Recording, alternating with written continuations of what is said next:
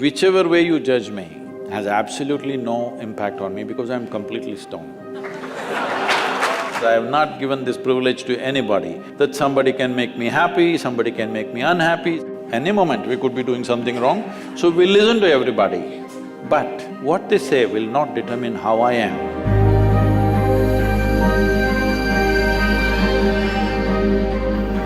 So Sadhguru, sometime back I happened to be in a situation where a friend of mine was drunk.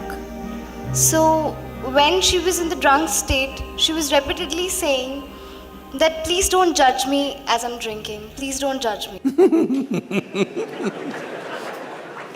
It is… but she has lost her judgment, but she doesn't want you.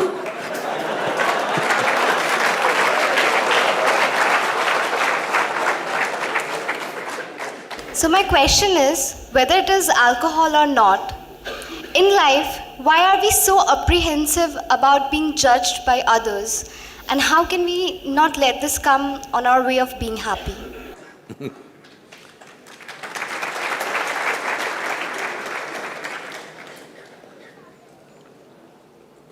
Look at me.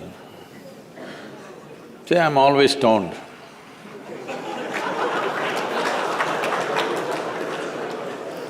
Never touched a substance, but always stoned. You can judge me whichever way you want.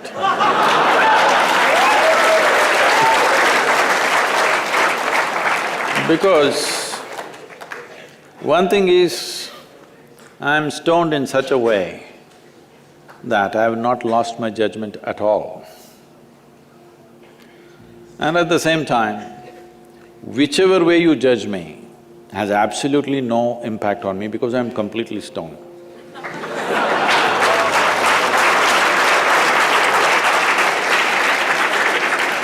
Having said that, why this consumption of alcohol and drugs is growing the way it's growing in the world is, this is because the heavens have been collapsing. Yes, I was in Bangalore just 3-4 weeks ago. There were over 8,000 people doing a 2-day program with me.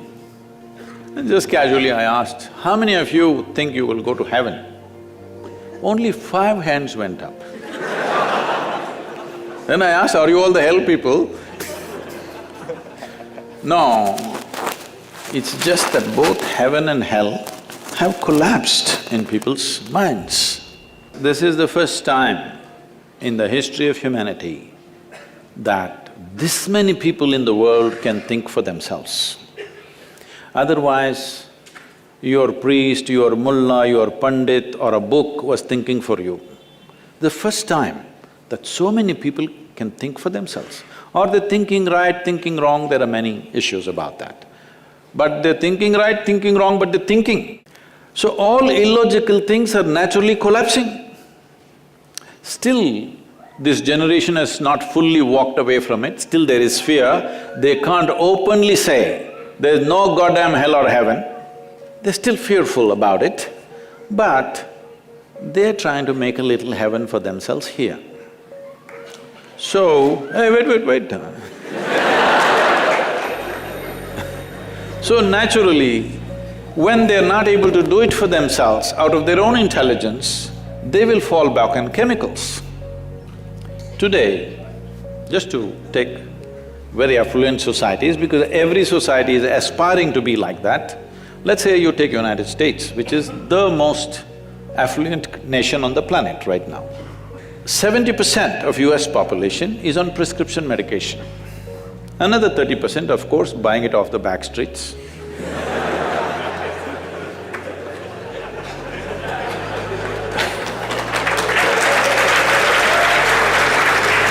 Most affluent nation, obviously affluence is not working.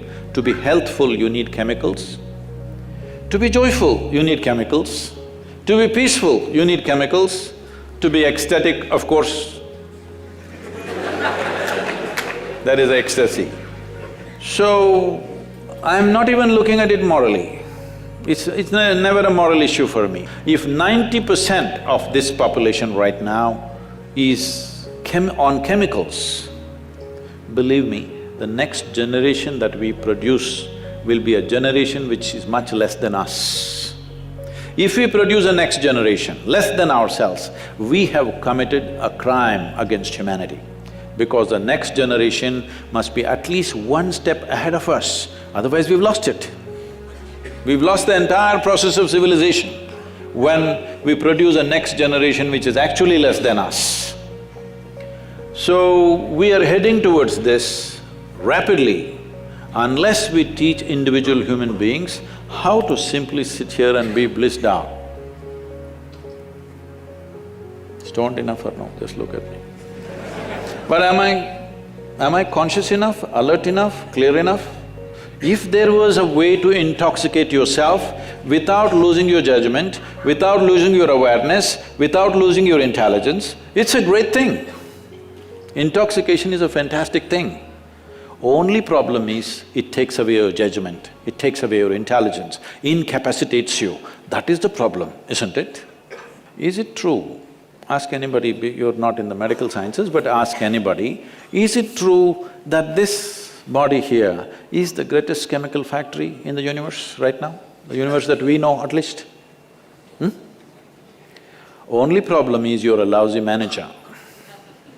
If you know how to manage this, you would be like me, always blissed out. Anybody can say what they want, anybody can do what they want. This is like this only. Because I have not given this privilege to anybody, that somebody can make me happy, somebody can make me unhappy, somebody can make me miserable. Right now, you are a consequence of other people's opinions.